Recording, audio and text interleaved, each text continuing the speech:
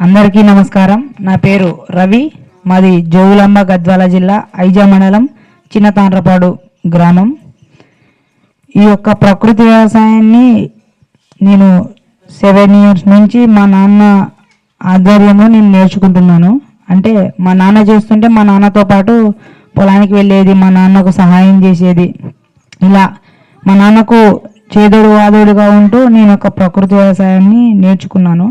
తర్వాత ఈ యొక్క ప్రకృతి వ్యవసాయానికి గోవు ఎంత ముఖ్య పాత్ర అంటే అది మాటల్లో చెప్పలేము. అలానే ఈ యొక్క గోవులను కపేలాలకు అమ్ముతున్నారు. ఆ వయసు అయిపోగానే ఆ యొక్క గోవులను కపేలాలకు అమ్మడం జరుగుతుంది. అలా అని ఆ గోవు ఆవేదన ఎలా ఉంటుంది అని ఒక చిన్న పాట రూపంలో తెలియజేస్తాను.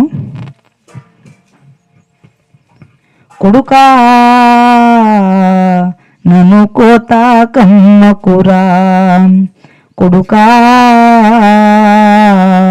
నన్ను కోత కమ్మకురా, కన్ను మూసేదాకా కష్టపడతా నీ కోసం, కొడుకా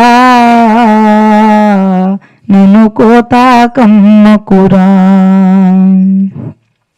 అవ్వతోటి అన్న మంచిన అయ్యకారు ఎడ్లనిచ్చిన, పాలు ఇచ్చి నిన్ను పెంచిన పెద్ద కాపుగా నిన్ను చేసిన, ఇప్పుడు నేను ముసలినైతిని వట్టి బారిన గోధనైతి,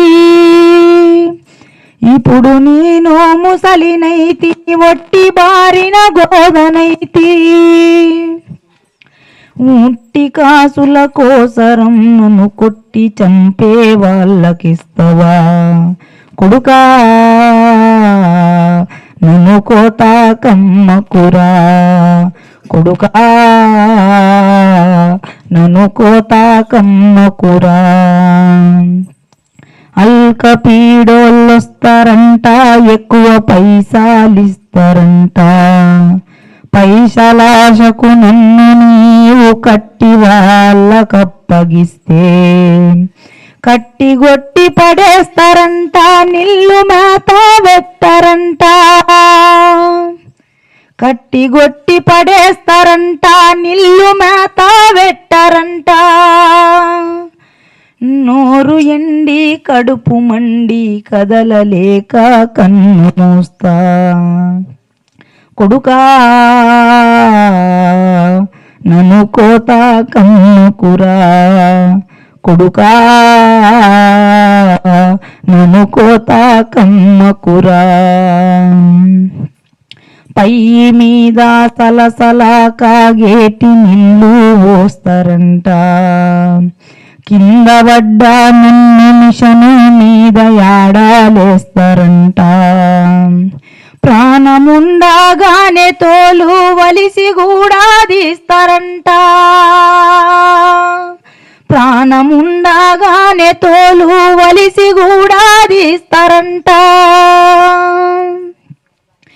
సగము గొంతు కోసి రక్తం మందులల్లా పోస్తారంట, కొడుకా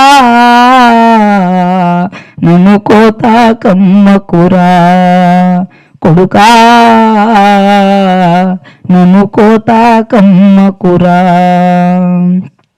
దేవుడిచ్చిన గడ్డి మేసి ఎండవానల పనులు చేసిన, వెనక జన్మల కింది బాకీ తీర్చిపోయేటందుకొచ్చిన, ఇన్ని నాళ్ళు నీ పంచన ఉన్న నాపై జాలి లేదా,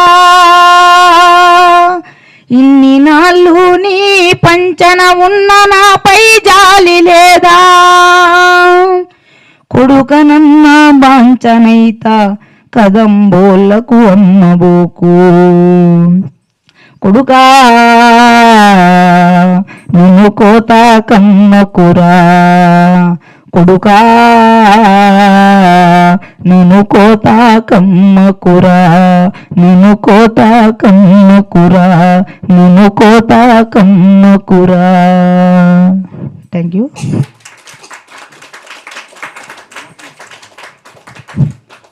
ఆ యొక్క యజమాని ఆ ఆవును ఆ వ్యాపారికి అమ్మేస్తూ ఉంటే ఆ యొక్క ఆవేదన అలాంటిదనమాట.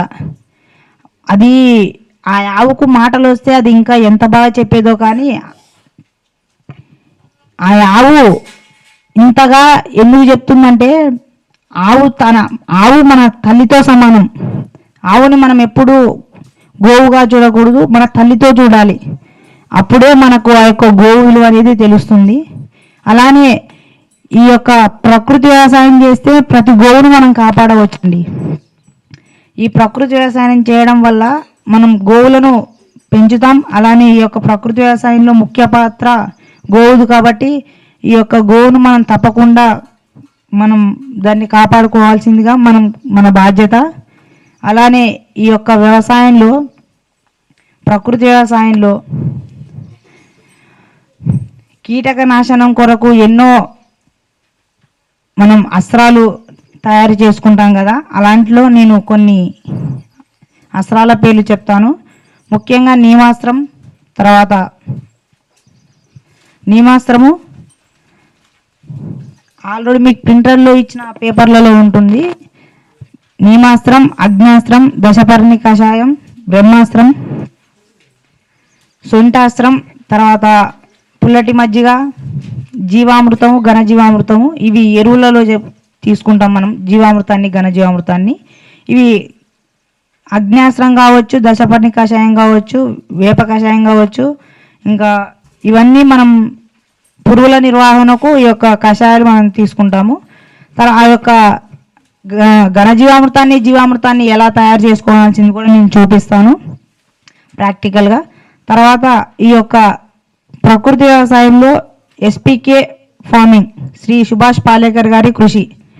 ఈ యొక్క పాలేకర్ గారి కృషి ప్రతి గ్రామంలో ఇలా ఇప్పుడు సార్ ఎలా ఈ యొక్క ఇంత మంచి వాతావరణంలో ఇలాంటి మీటింగ్ ఏర్పాటు చేశారో, ఇలా ప్రతి పల్లెలో ప్రతి ఒక్కరూ తయారు చేయాలి. ప్రతి ఊర్లలో ఇలాంటి ఒక మంచి గొప్ప విషయాన్ని తెలియజేసేందుకు తయారు కావాలని కోరుకుంటూ, చాలా ఇలాంటి విషయాన్ని మొత్తం మన భారతదేశంలో అందరూ ఈ యొక్క ప్రకృతి వ్యవసాయం చేసే విధంగా కొనసాగాలని కోరుకుంటున్నాను. తర్వాత అదే విషయంతో ఈ యొక్క ప్రోగ్రాంకి నన్ను పిలిచినటువంటి సార్కు మరియు అన్న కూడా ఎంతో రుణపడి ఉంటాను. తర్వాత ఈ యొక్క ప్రకృతి వ్యవసాయంలో ముందుగా ఆవుది ఎంత పాత్రనో అలానే ఎద్దులది కూడా అంతే ముఖ్యంగా. ట్రాక్టర్లు రావడం వల్ల ఏమవుతుందంటే వానపాములు, లోపల ఉన్న సూక్ష్మజీవులు చాలా చనిపోతున్నాయి. అసలుకి ఆ ట్రాక్టర్ రావడానికి ముఖ్య కారణం హైబ్రిడ్ కంపెనీలు. ఆ హైబ్రిడ్ కంపెనీల ఎరువులు, ఫర్టిలైజర్స్, మందులు ఇవన్నీ వాడడం వల్ల నేల చాలా అంటే చాలా సిమెంట్ మాదిరిగా మారిపోతుంది. నేను మా ఊర్లో నేను చేసింది ఏంటంటే, వర్షం పడ్డాక ఒక 2 రోజుల తర్వాత మళ్ళీ నేను పొలానికి వెళ్ళాను. అప్పుడు ఏమైందంటే మా పక్క పొలంలో మా పొలంలో చాలా డిఫరెన్స్ ఉంది. మా పొలంలో ఏంటంటే ఇంకా తేమగా ఉంది, వాళ్ళ పొలం మొత్తం ఆరిపోయింది. ఏంటని నేను చాలాసేపు ఆలోచించాక మళ్ళీ మా నాన్న అడిగితే, ఇది మన పొలంలో వాటర్ అనేవి భూమిలోకి ఇంకుకున్నాయి, వాళ్ళ పొలంలో బండలా మారిపోయింది కాబట్టి అది వాటర్ని లోపలికి ఇంకుకునే కెపాసిటీ కోల్పోయింది అని చెప్పి మా నాన్న చెప్పాడు. తర్వాత దాన్ని ఆ యొక్క పరిగెత్తే నీటిని ఇంకించుకునే గుణం ఆ యొక్క లిక్విడ్ మందులు కొట్టిన నేలలో కోల్పోయిందనమాట. ఈ యొక్క ప్రకృతి వ్యవసాయంలో మనం జీవామృతాన్ని, ఘనజీవామృతాన్ని వేస్తాం కాబట్టి వానపాము ఈ యొక్క నేలలో వర్షం పడగానే నేలలో వాటర్ని ఇంకించుకునే గుణాన్ని ఉంటుంది. కాబట్టి వ్యవసాయం, ఈ యొక్క ప్రకృతి వ్యవసాయానికి రసాయనిక వ్యవసాయానికి చాలా అంటే చాలా డిఫరెన్స్ ఉంది. అలానే ఇది తొలి వర్షాలు పడగానే ముందుగా దుక్కి దున్నుకునే పద్ధతి ఏంటంటే, తొలి వర్షం పడగానే మనం ముందుగా ఈ యొక్క గుంటుక పాసుకోవాలి. అందరూ ఏం చేస్తారంటే నాగలి పాస్తారు. కానీ నాగలి వాడడం వల్ల చాలా ఎక్కువ లోతు పోయి వాటర్ అనేటివి ఇంకుకుంటాయి, కానీ మనకు కొన్ని పంట కాలంలో ఇబ్బందులు వస్తాయి. తర్వాత ఈ యొక్క ఎద్దుల గుంటుక పాసుకుంటే ఫస్ట్ 1 ఫీట్ దాకా భూమిలో గుంటుక దిగుతుంది కాబట్టి ఎలాంటి గడ్డైనా, పిచ్చి గడ్డ ఏమైనా మొలిస్తే కూడా అవి మనకి పోతూ ఉంటాయి, ఇది చనిపోతాయి కాబట్టి పిచ్చిగడ్డి, అవి మళ్ళీ ఒకసారి వాసుకుంటాం. తర్వాత రెండోసారి ఏంటంటే మళ్ళీ గుంటుగా రెండో వర్షానికి మళ్ళీ ఏదైనా మొలక వస్తుంటుంది కదా, అది మళ్ళీ వాసుకోవాలి. మళ్ళీ వాసుకుంటే ఏమవుతుందంటే అది మీరు ఎద్దులు తెచ్చుకోవాలి. ఆవు ఎలా తెచ్చుకుంటామో ఎద్దులు కూడా తెచ్చుకోవాలి. ఇట్లా ఎద్దులతో ఉంటే ఆ యొక్క గుంటుకని వాసుకోవడానికి బాగుంటుంది. ఎద్దు సేద్యం చేస్తే ఈ యొక్క ప్రకృతి వ్యవసాయంలో చాలా అంటే చాలా బెనిఫిట్స్. ఈ ట్రాక్టర్లు ఈ ఉండడం వలన నేల అనేది చాలా గట్టిగా మారుతుంది. కాబట్టి ఎద్దులు ఉంటే ఈ యొక్క ప్రకృతి వ్యవసాయంలో ఇంకో మంచి మలుపు అని కూడా చెప్పవచ్చు. అలానే ఈ యొక్క అవకాశం ఇచ్చినటువంటి పెద్దలకు నా యొక్క ధన్యవాదాలు. మరియు ఈ యొక్క జీవామృతాన్ని ఎలా తయారు చేసుకోవాలి, పుల్లటి మజ్జిగను ఎలా వాడాలి అనేది కూడా నేను ప్రాక్టికల్గా మీకు చూపిస్తాను. తర్వాత ఈ యొక్క అవకాశం ఇచ్చినటువంటి పెద్దలకి ధన్యవాదాలు. Thank you. అందరు ఇప్పుడు మనం ప్రాక్టికల్ కాడికి వెళ్దాము. వెళ్ళే ముందర బాబు ఆవు బతికుంటే అంత లాభం చేస్తుందని అంటారు. మేము ఇక్కడ మన దగ్గర ఆవు చనిపోయిన తర్వాత దాని వయసు వచ్చి చనిపోతుంది కదండి, చనిపోయినా కూడా అంత లాభం చేస్తుంది. ఏం చేయొచ్చు అని అంటే ఆవు చనిపోయిన తర్వాత మనం అందరం ఊరికే పడేస్తున్నాము లేకపోతే ఏదో చేస్తున్నాం కదా, అట్లా చేయకుండా ఇప్పుడు మన క్షేత్రంలో ఆల్రెడీ చేస్తున్నామండి. అది ఒక మంచిగా మనిషికి ఎట్లయితే ఖననం చేస్తామో అట్లా తవ్వి ఆవును పెట్టేసి దాని చుట్టూ ఆవు పెండను ఉప్పును సమపాలలో కలిపేసేసి పూడ్చిపెట్టేసి వాటర్ పడకుండా దాన్ని మంచిగా గోరీలాగా కట్టి పెట్టేసేయాలి. కట్టేసిన కరెక్ట్ ఏ రోజైతే చనిపోయిందో ఆ నుంచి మళ్ళీ 1 ఇయర్కు మీరు అది తవ్వి బయటికి తీసినట్లయితే ఒక కొమ్ములు తప్ప తతిమై మొత్తము పౌడర్ అయిపోతుంది. దాన్ని మనము కిలోల లెక్కన పెండను ట్రాక్టర్లు వేస్తాం.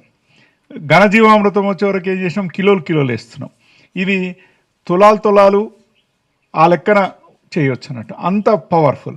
అది అయిపోయిన తర్వాత కొమ్ములను లోనంతా గుల్ల అయిపోతుంది. అది ఆ కొమ్ములలో పెండ పెట్టేసి ఆ పెండను ఆ కొమ్ములను మళ్ళీ అమావాస్య రోజు భూమిలో పాతిపెట్టి మళ్ళీ సంవత్సరం తర్వాత అమావాస్య రోజు తీస్తే ఆ కొమ్ముల నడమ ఉండే ఏదైతే ఉందో అది తులాల లెక్క మాసాల లెక్క అంత బలం అండి. సో ఆవు చనిపోయి కూడా మనకి ఇంత ప్రాఫిట్ చేస్తుంది. అందుకొరకు మీరు ఆవు ముసలై చనిపోతుంది అని అంటే దాన్ని తీసి పడేయాల్సిన అవసరం లేదు. మేము ప్రాక్టికల్గా దానికి ఒక యాడ్ పెట్టుకున్నాం. చనిపోయింది అది అంటే ఆడ పూర్తి చేస్తాం. మాకు ఇక్కడ ఒకటి ఉంది, కొత్తకోటలో ఉంది. అక్కడ ఆవు ముసలై చనిపోతే అక్కడ అట్లనే పెడతాం, అట్లనే పెడతాం. మొన్ననే మొత్తం అంతా మళ్ళీ ఒక ఆవు చనిపోతే అదే ప్లేస్లో అదంతా తీసేసి మళ్ళీ కొత్త ఆవును పెట్టేసినాం. అంటే కొత్త చనిపోయిన ఆవును పెట్టినాం. దాన్ని ఇప్పుడు అంతా కుప్ప పోసి పెట్టినాం. రేపు వర్షాకాలం ముందర ఎరువు చల్లేటప్పుడు ఎరువులో కలిపి దాన్ని చల్లేస్తాం. సో అంత యూస్ఫుల్. ఆవు పోయినాక కూడా బాబు పాట పాడిండు, నాయన నీకు చచ్చిపోయినా కూడా నేను నీకు ఇంత హెల్ప్ చేస్తా అనేది మన రాజీవ్ దీక్షిత్ గారి బుక్లో ఇదంతా ఉంటుందండి. వారి క్యాసెట్లో కూడా ఉంటుంది. మీకు నమ్మకం లేకపోతే చేసి చూడండి. మేము చేసినాం ఆల్రెడీ, దాన్ని అనుభవిస్తున్నాం కూడా. రాజీవ్ దీక్షిత్ గారి బుక్ నీకు దొరుకుతుంది. రాజీవ్ దీక్షిత్ గారి గోవు విశేషాలు అని చెప్పి దొరుకుతుంది.